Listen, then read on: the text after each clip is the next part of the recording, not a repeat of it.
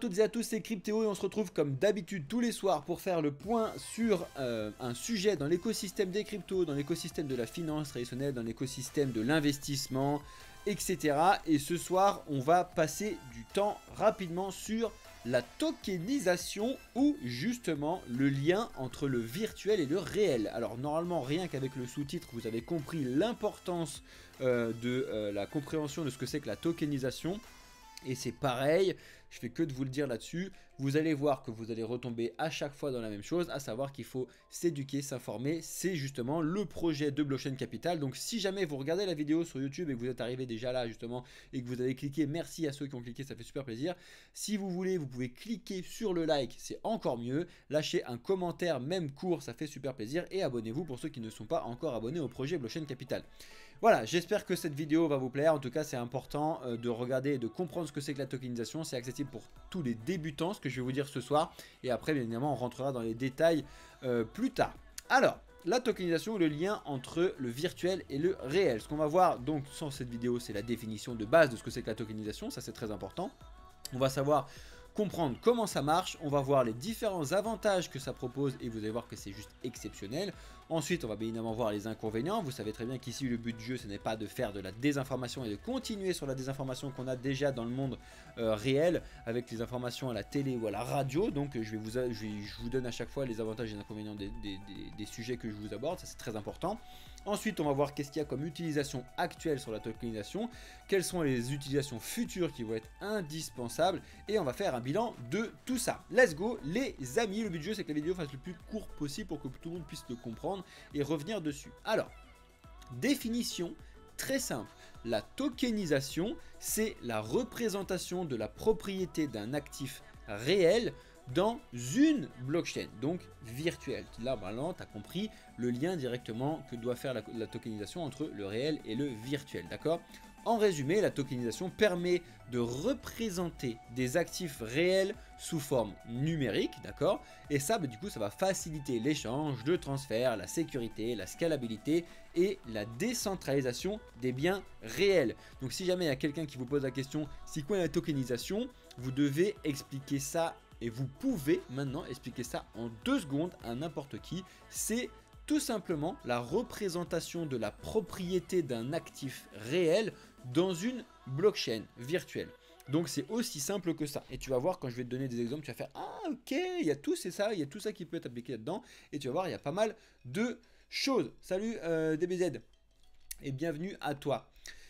Comment ça fonctionne du coup? Eh bien, quand un actif est tokenisé, il est représenté par un token unique et enregistré sur une blockchain spécifique, d'accord? Donc là, normalement, vous avez compris que c'était un token non fongible parce que justement, il est unique, d'accord? Donc dans la tokenisation, là où c'est différent de ce qui se passe quand on parle de Bitcoin, etc. Parce que les Bitcoins sont certes virtuels, mais ce ne sont, c'est quand même des monnaies virtuelles. C'est comme des monnaies fongibles, pardon. Là, ce sont des tokens non fongibles.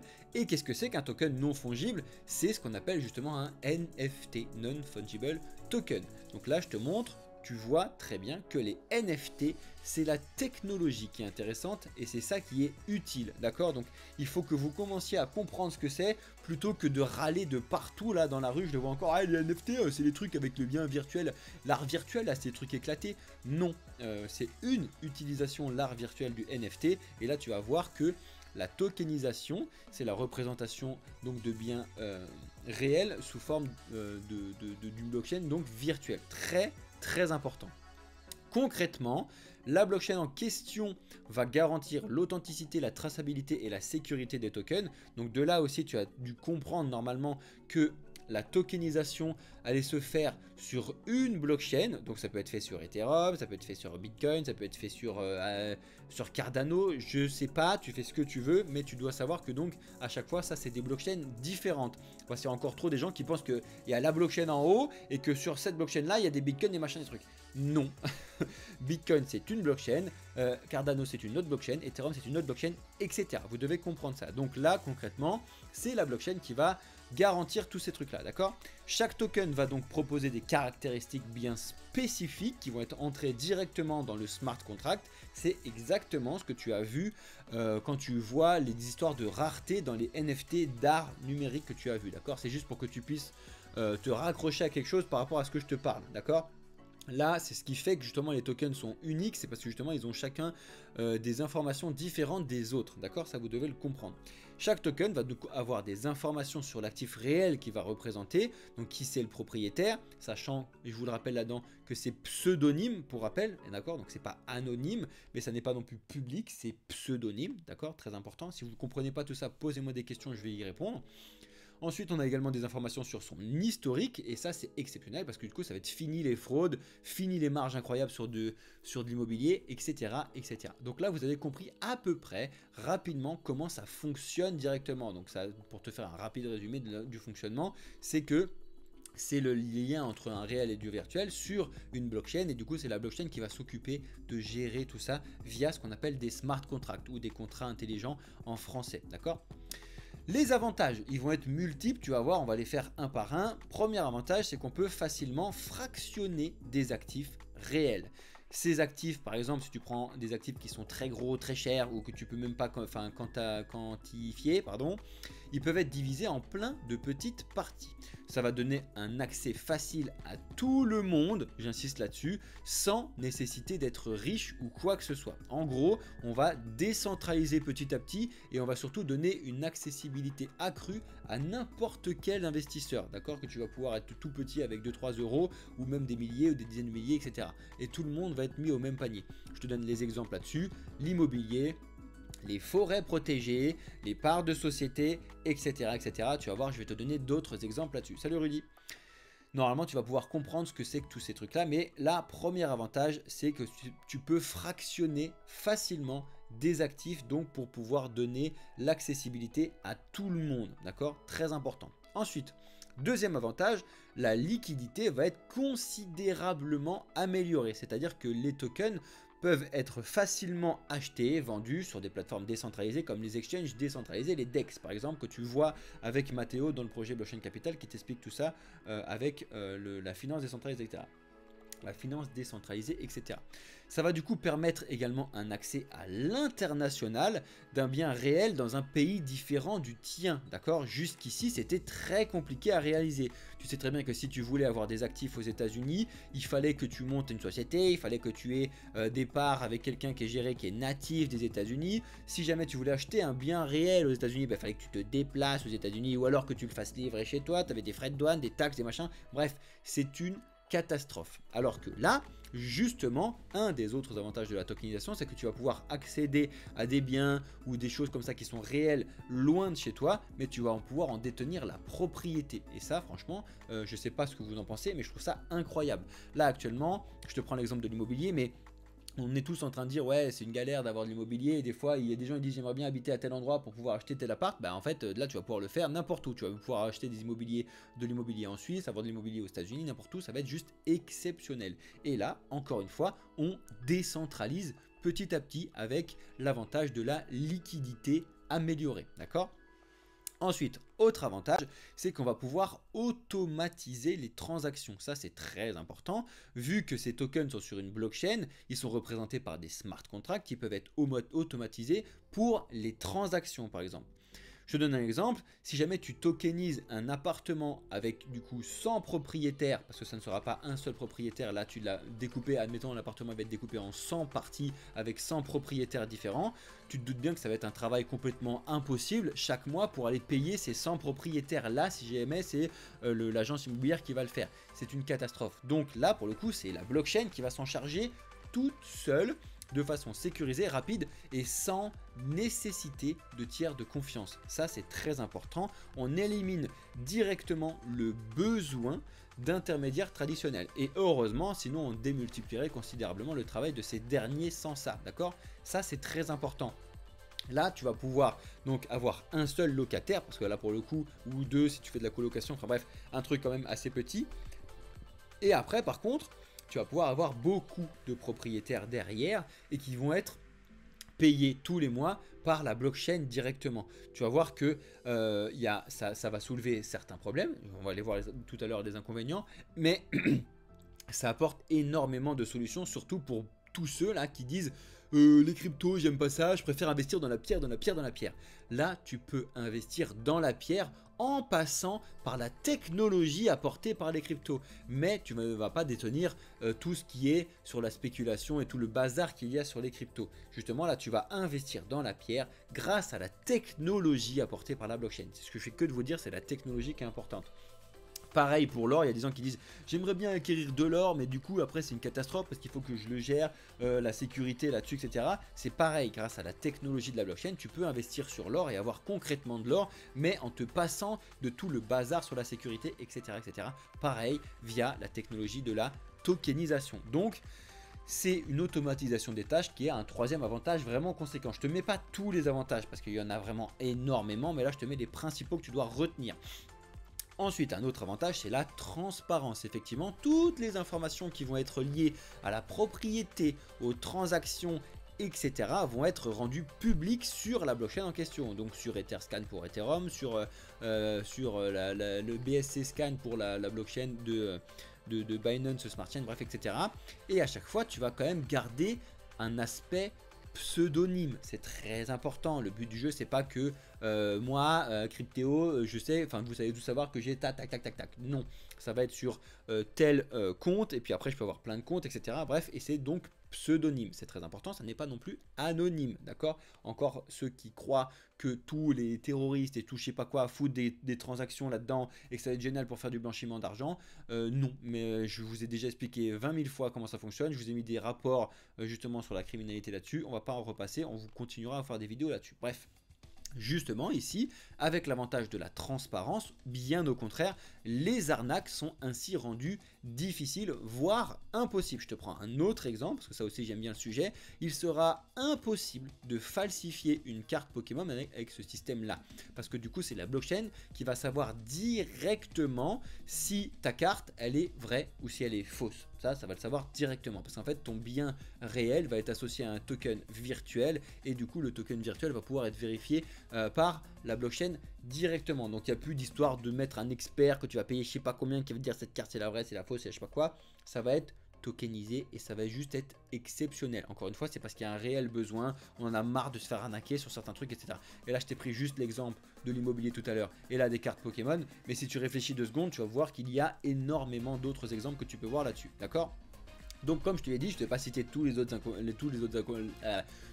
avantages parce qu'il y en a plein. Je t'ai cité les principaux. Donc tu dois retenir que tu vas pouvoir fractionner les choses facilement. Tu vas pouvoir apporter une liquidité facile sur les trucs. Tu vas pouvoir automatiser tout ça et tu vas avoir une transparence sur tout ce qui se passe dans les actifs. Ça, c'est très important. Par contre, et ça c'est ce que je te dis tout à l'heure, il y a quand même beaucoup d'inconvénients également. Le premier inconvénient de base, c'est que c'est tout nouveau. Donc ça doit encore être testé et validé.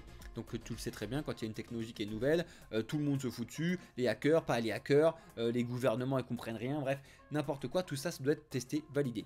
Justement, quand on parle des gouvernements, la réglementation, c'est un méga inconvénient parce qu'actuellement, ça n'est pas du tout adapté. Les États qui sont centralisés ne se mettent pas un petit peu sur la planche là pour travailler tout ça et savoir comment ça fonctionne, et ça c'est bien dommage. Actuellement les réglementations qui nous pondent, c'est juste très restrictif alors que ça pourrait être incroyable, mais à l'avenir vous inquiétez pas que ça va être mis en place et que ça va être décentralisé petit à petit. Justement là aussi il y a un problème, c'est que souvent malheureusement c'est un inconvénient.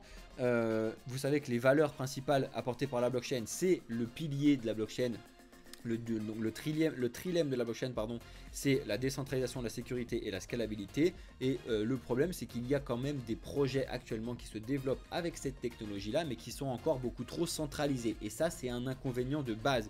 Il ne faut pas rester centralisé quand on rentre dans une technologie qui se veut justement avec des valeurs de base décentralisées. Ça, c'est très important.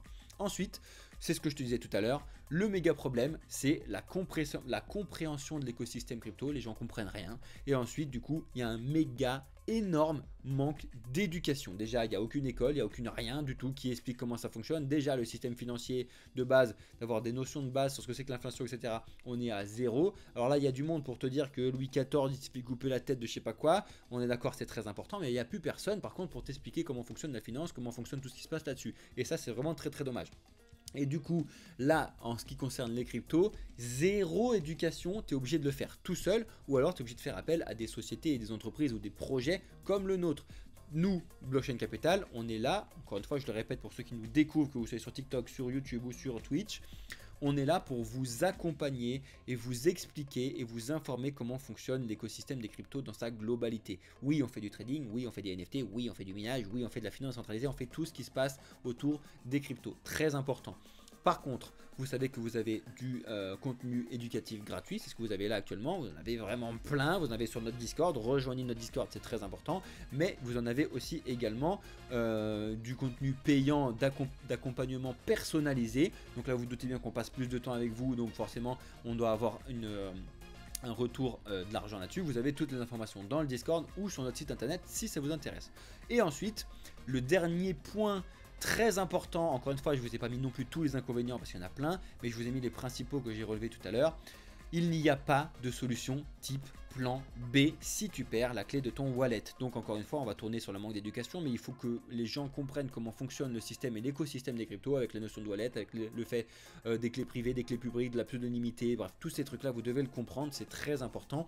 Et là, par contre, si tu perds du coup ta clé où tu avais tes NFT sur telle maison, sur tel machin truc, ce que tu veux, il n'y a pas de plan B pour le récupérer. Justement, c'est ce qui fait un petit peu le bazar dans la presse actuellement autour de Ledger. On en discutera ensemble et je vous sortirai des vidéos et on va faire des lives là-dessus. Mais c'est l'avantage principal de la blockchain, c'est que c'est toi qui es unique maître de tes actions. Et c'est également le principal inconvénient, c'est que tu es unique maître de tes actions. Donc c'est ce que je t'ai mis en dessous, tu es entièrement maître de tous tes actes et éduque-toi, forme-toi. Et du coup c'est ce que je te dis, n'attends pas, apprends. C'est une citation directement de ma part, Crypto 2023, n'attends pas, apprends, très important. Les utilisations actuelles de la tokenisation, tu dois me poser la question, c'est normal, tu dis oui bon c'est bien ton truc, mais où est-ce qu'on l'utilise actuellement? Et bien tout tourne autour de la technologie des NFT, c'est pour ça que je te dis que c'est la technologie qui est intéressante, et des smart contracts. Donc bien évidemment, tu as les NFT d'art que tu as vu, qui vont être reliés par exemple à des objets réels, des chaussures, tu l'as vu un petit peu chez Nike, chez machin, chez truc, tu en as plein. Des NFT d'art sur les cartes Pokémon, ça arrive, ce genre de trucs, etc. L'immobilier, ça arrive avec les projets comme Realty par exemple, qui est franco-américain, donc semi-cocorico. Bref, la propriété intellectuelle, tu peux en mettre plein comme ça. Il y en a plein des utilisations actuelles qui sont en train de se développer. Je tiens à préciser ça parce que justement c'est arrivé avec la notion de technologie des NFT, donc c'est tout nouveau, d'accord ? Et quelles sont les utilisations futures? Et bien la tokenisation grâce à la technologie derrière les NFT, donc derrière la blockchain et les smart contracts, n'en est qu'à ses débuts. On est vraiment au tout début. On peut tokeniser n'importe quoi, mais il ne faut justement surtout pas tomber dans le n'importe quoi, d'accord? On peut faire n'importe quoi, mais il ne faut pas faire n'importe quoi. On peut tokeniser n'importe quoi, pardon, mais il ne faut pas faire n'importe quoi. Ça doit rester utile. C'est d'ailleurs pour ça qu'il y a des cycles dans les cryptos, parce que justement ça va monter pour pouvoir permettre à des projets de naître et de se financer, etc. Et après on va avoir des périodes de baisse pendant 2-3 ans qui sont très importantes pour justement trier les projets qui ne sont pas utiles. Actuellement c'est ce qu'on est en train de faire sur les NFT par exemple. Il y a énormément de projets NFT qui servent absolument à rien, donc paf on les trie, ça dégage. Seuls les projets NFT qui sont utiles vont continuer à perdurer dans le temps. Donc c'est très important ce système de cycle.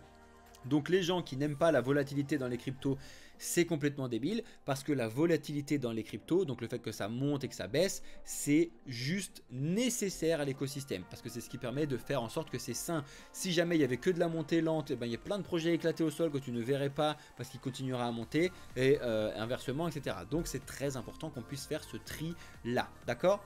Du coup, bilan, la tokenisation c'est nouveau. Tout est à faire, tout est à construire, on en est qu'au début, donc si tu as des idées, let's go, lâche-toi, si tu es développeur, franchement, tu sais très bien que sur le développement Solidity, c'est juste incroyable. Ça répond à des réels besoins, très importants, c'est indispensable pour certains secteurs, la gestion de données, par exemple, je te donne là-dessus, et justement, chez Blockchain Capital, on compte bien vous proposer des offres exceptionnel au sujet de la tokenisation dans les mois, années à venir. Donc je serai vous, je me tiendrai informé, je likerai la vidéo, je mettrai un commentaire parce que à mon avis vous avez plein de questions. Donc posez les questions dans les commentaires, posez les questions en direct là sur Twitch, sur TikTok et posez-nous des questions dans le Discord parce que la tokenisation c'est juste énorme. On va vous proposer vraiment des offres sur la tokenisation en rapport avec des sujets que je vous ai cités tout à l'heure et vous êtes vraiment pas prêts. Donc restez connectés les amis. Voilà, j'espère que la vidéo vous a plu. En 20 minutes, c'est exceptionnel. Je compte sur vous pour la regarder et lâcher des likes. Merci à ceux qui sont sur YouTube. Merci les amis, je vous laisse là. Je vous souhaite à toutes et à tous une excellente soirée, journée, nuit. C'était Cryptéo pour le projet Blockchain Capital. Ciao!